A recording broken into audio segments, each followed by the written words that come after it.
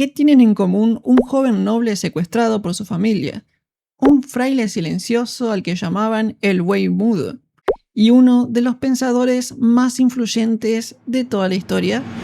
Su nombre es Santo Tomás de Aquino, un hombre que se atrevió a hacer algo revolucionario: usar la razón para servir a la fe, sin miedo, sin concesiones y sin traicionar el misterio de Dios. Hoy vamos a recorrer su vida, sus luchas, sus obras, sus experiencias espirituales y humanas, y por qué 700 años después de su muerte sigue siendo una voz imprescindible en la humanidad.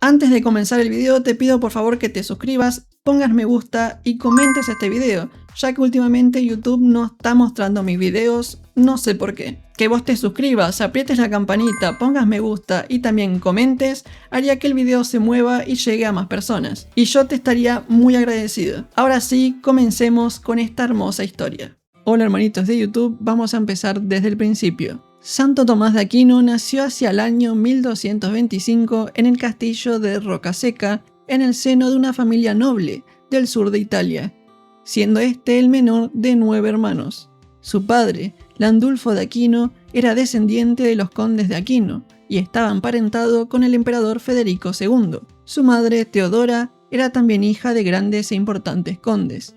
Según una leyenda, Bonus, un santo ermitaño, predijo a Teodora que su hijo se ordenaría dominico y llegaría a alcanzar la corona de la vida eterna, sumándose al coro de los santos en el cielo.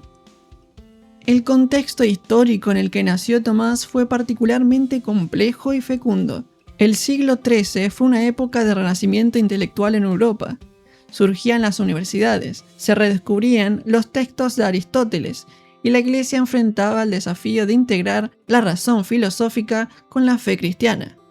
Al mismo tiempo, existían fuertes tensiones políticas entre el papado y el imperio, y dentro de la Iglesia aparecían nuevas formas de vida, como las órdenes mendicantes, entre ellas los dominicos y franciscanos. Este ambiente marcaría profundamente la vida y misión de Tomás de Aquino. Desde su nacimiento todo parecía señalarle un destino de influencia política y eclesiástica, pero ya desde los primeros años comenzó a manifestarse en él una inquietud distinta, silenciosa y persistente. A los 5 años fue confiado como oblato al monasterio benedictino de Monte Cassino, fundada por San Benito, que en estas épocas era uno de los grandes centros espirituales de Europa, donde recibió una formación marcada por la liturgia, la disciplina y el estudio de áreas como religión, moral, música y gramática. Allí, mientras otros niños aprendían a obedecer y repetir, Tomás comenzó a formular la pregunta que atravesaría toda su vida intelectual y espiritual. Una pregunta simple y abismal a la vez, que dejaba atónitos a sus profesores. ¿Qué es Dios? Sus biógrafos, Guillermo Tocco, Bernardo Guido y Pedro Calo, subrayan una extraordinaria y precoz devoción, relatando que, por ejemplo, siendo bebé se aferraba a un pequeño papiro donde estaba escrito el Ave María. Durante su adolescencia, en 1239, el emperador Federico II expulsa a los monjes, por lo que Tomás fue enviado a estudiar a la Universidad de Nápoles, una ciudad abierta al pensamiento griego y árabe, donde el redescubrimiento de Aristóteles estaba transformando la manera de pensar en Occidente. En ese ambiente conoció a los frailes dominicos, gracias a la fuerte amistad que había entablado con Fray Juan de San Julián, quien luego sería su fiel asistente, cuya vida austera e intelectual lo había cautivado desde que lo conoció. Allí nació una decisión que marcaría su ruptura definitiva con las expectativas familiares. En 1244, a los 19 años, Tomás eligió ingresar en la Orden de Predicadores, renunciando así a los honores que su linaje le garantizaba. La reacción de su familia fue inmediata y violenta. Al enterarse que Tomás partiría para empezar con el noviciado, sus hermanos lo secuestraron y lo mantuvieron durante más de un año retenido en los castillos de la familia, en los castillos de Monte San Giovanni y Rocaseca, intentando así impedir que Tomás tomara el hábito dominico y abandonara aquella decisión de entregar su vida a Dios. Durante este tiempo de prueba, Tomás impartiría lecciones privadas a sus hermanas y mantenía comunicación clandestina con miembros de la orden. La familia, cada vez más desesperada ante su firme resolución de unirse a los dominicos, recurrió incluso a extremos insólitos. Aquí tuvo lugar uno de los episodios más dramáticos de su vida. Como último intento para hacerlo caer, su familia introdujo en su habitación a una prostituta, buscando quebrar no solo su voto futuro, sino su credibilidad moral. Tomás reaccionó con una firmeza que revela la radicalidad de su entrega. Tomó un leño encendido y la expulsó del castillo. Luego se arrodilló y oró largamente, pidiendo a Dios la gracia de la castidad perfecta.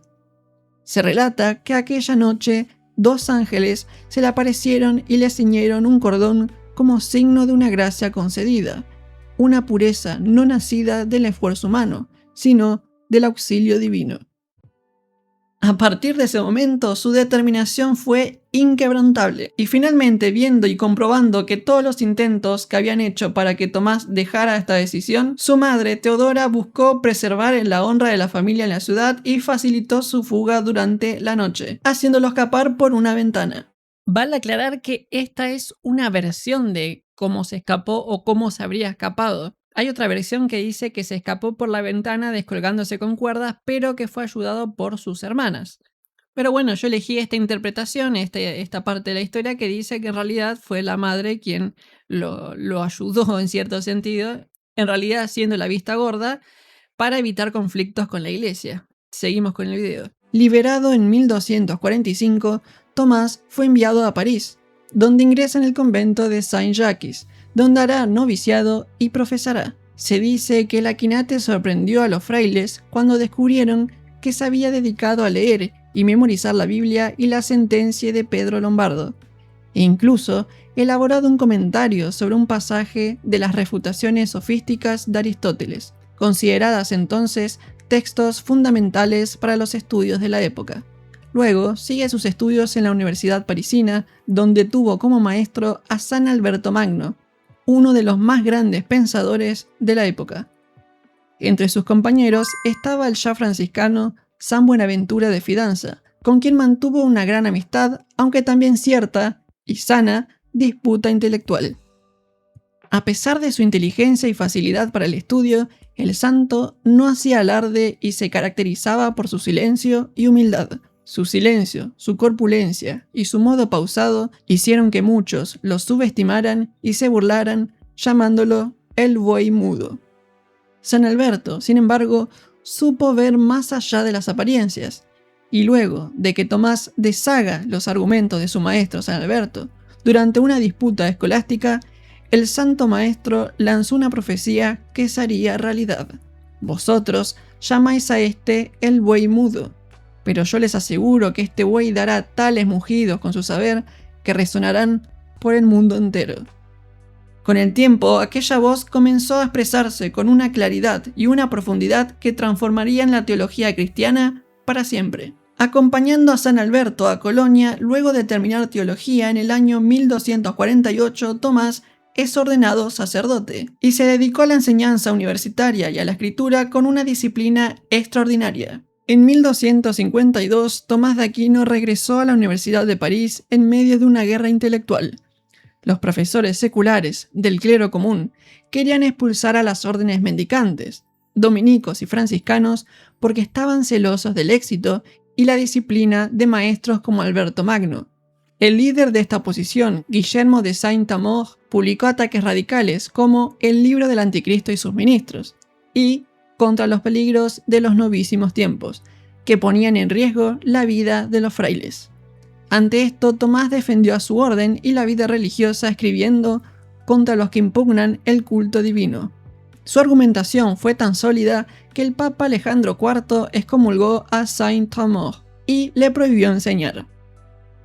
A raíz de esta victoria, el Papa convirtió a Tomás en su teólogo de confianza y le encargó supervisar obras polémicas como el libro introductorio al Evangelio Eterno, que tenían influencias de los joaquinistas. Pero ¿qué es el joaquinismo? ¿Y por qué es importante? El joaquinismo es considerado una herejía no por la persona de Joaquín de Fiore, quien murió fiel a la iglesia y es invocado como beato, sino por las conclusiones radicales de sus seguidores. Su doctrina central es de las 3 edades de la historia. Esto quiere decir que la historia se dividía en 3 partes. Padre en el Antiguo Testamento, la ley. Hijo en el Nuevo Testamento, la gracia. Y el Espíritu Santo, donde se planteaba que la iglesia jerárquica y los sacramentos serían superados por una nueva era de libertad espiritual y un evangelio eterno. Esto era inaceptable, porque el Nuevo Testamento es la revelación definitiva, por lo que esta doctrina fue condenada especialmente por el Papa Alejandro IV y el Cuarto Concilio de Letrán, además de que presentaba errores técnicos sobre el dogma de la Santísima Trinidad. Inclusive los Fraticelli, así se llamaban a los seguidores radicales del beato Joaquín de Fiore, atacaron a la jerarquía de la Iglesia Católica, calificándola como la gran ramera del Apocalipsis, oponiendo una iglesia espiritual pobre a una iglesia carnal corrupta que debía desaparecer. ¿Les suena a ustedes esta idea? Sí, esta idea fue retomada por Martín Lutero y sería repetida hasta el día de hoy con el post-protestantismo y las mal llamadas iglesias evangélicas. Las herejías modernas no nacieron de la nada. Entre los años 1259 y 1265 redactó la mayor parte de la Suma contra los Gentiles, a petición de San Raimundo de Peñafort, para facilitar la evangelización. Esta es una obra apologética concebida para mostrar que la fe cristiana no se opone a la razón, sino que puede dialogar con ella incluso fuera del ámbito de la revelación, refutando doctrinas paganas, judías e islámicas. Allí en París también redactó varias obras de notable profundidad metafísica, como De Ente et Essentia, así también como su primera síntesis teológica, el Scriptum Super Sententias. Llegó a desempeñarse como consejero personal del rey San Luis IX de Francia. En el año 1264, el Papa Urbano IV instituyó la solemnidad del Corpus Christi y tuvo la idea de encargarle la composición de himnos a 2 gigantes espirituales de la época, Santo Tomás y San Buenaventura. Ambos trabajaron por separado, sin conocerse mutuamente sus textos. Cuando fue momento de presentarlo ante el sumo pontífice, Tomás fue invitado a leer los suyos primero, a escuchar la profundidad teológica, la precisión doctrinal y la belleza espiritual de aquellos himnos. San Buenaventura, su amigo, reconoció inmediatamente la acción del Espíritu Santo. Sin pronunciar ni una palabra, tomó los himnos que había compuesto él y los rompió, renunciando a presentarlos, convencido de que no había lugar para comparación cuando la verdad se había expresado con tanta claridad. De ese momento nacieron textos que la Iglesia sigue cantando hasta el día de hoy, como el Pange Lingua,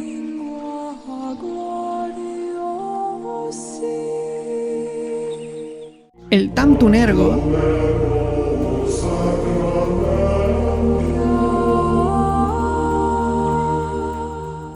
el Adoro te devote,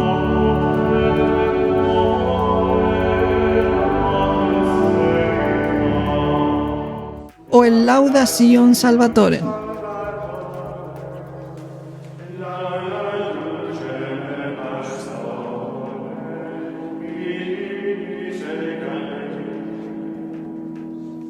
Donde la teología se convierte en adoración cantada.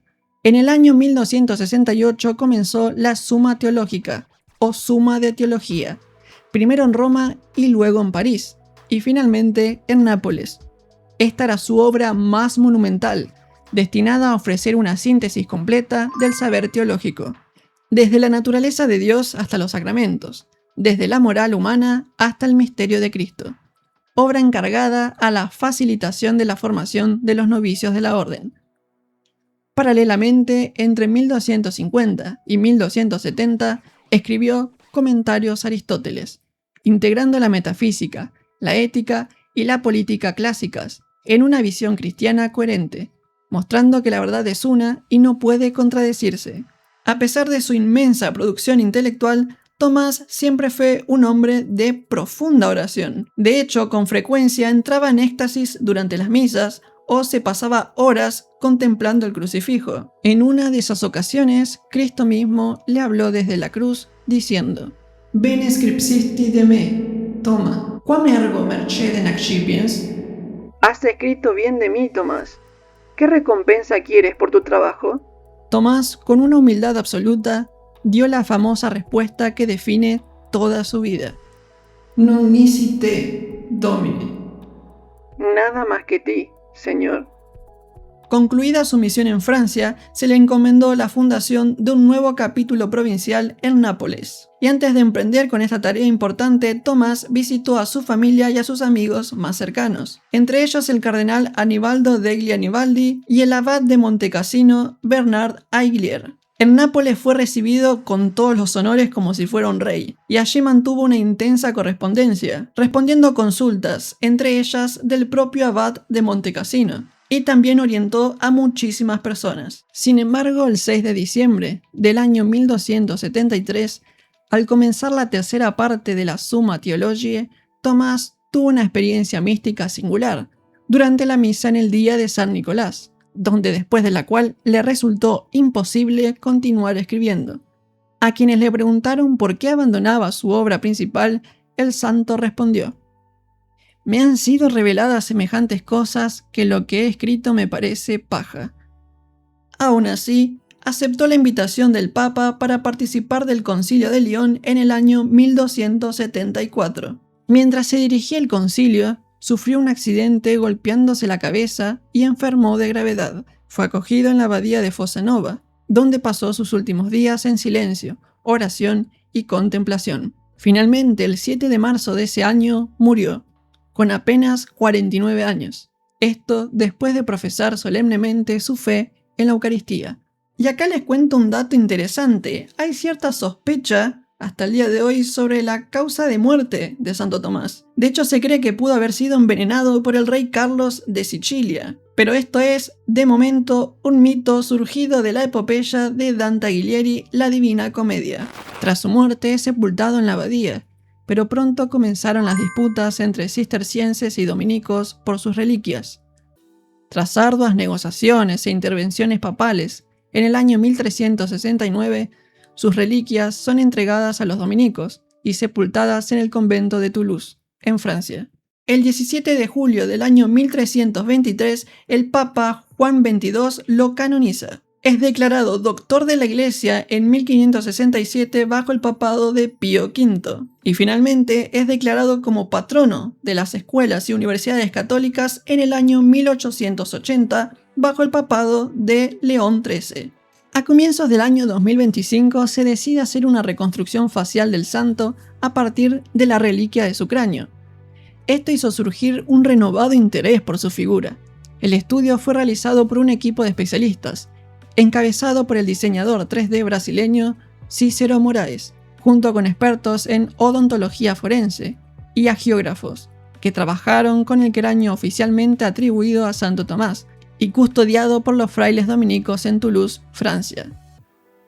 Mediante técnicas modernas de reconstrucción facial digital, escaneos y análisis fotográficos, lograron producir una representación tridimensional aproximada del rostro del Doctor Angélico.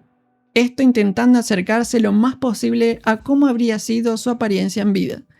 La presentación de este trabajo coincidió con las celebraciones del triple jubileo de Santo Tomás, 750 años de su muerte, 700 de su canonización y 800 de su nacimiento, donde se difundió ampliamente en febrero del 2025. Hasta el día de hoy, Santo Tomás de Aquino permanece como un faro intelectual y espiritual. Su vida muestra que la inteligencia, cuando es humilde, conduce a la adoración, y que la razón, cuando es honesta, termina siempre postrada ante el misterio de Dios. La vida y obra de Santo Tomás de Aquino es una cosa majestuosa, impresionante, admirable. La profundidad espiritual de sus obras, de sus escritos, de sus oraciones, de sus himnos, es realmente una locura. De hecho, hay mucha información que tuve que suprimir porque si no se hacía el video muy largo. Por ejemplo, nombrar muchas obras como la Catena Áurea o otras obras también que fueron muy importantes. Y ni hablar de analizarlas, si no sería el video más eterno del mundo. De hecho, creo que es hasta ahora el guión que he hecho de un santo. Sin duda es el más largo. Pero bueno, particularmente Santo Tomás es uno de los patronos de este canal. Es un santo al cual yo admiro, quiero y amo muchísimo. Y es un santo que hay que sacarle provecho espiritual, hay que rezarle, hay que pedirle su intercesión, porque es un santo que realmente fue un ejemplo de caridad cristiana, de inteligencia, que se dejó guiar por el Espíritu Santo y por los dones del Espíritu Santo, especialmente la humildad y la sabiduría. Así que bueno, espero que les haya gustado este video, no olviden de comentar, de poner me gusta, de compartirlo con sus amigos y también de suscribirse. Y si quieren que haga un video sobre algún santo en particular, comenten. Abajo les dejo los links por si quieren donar. Esto ha sido todo por hoy, saludos y bendiciones. Santo Tomás de Aquino ruega por nosotros.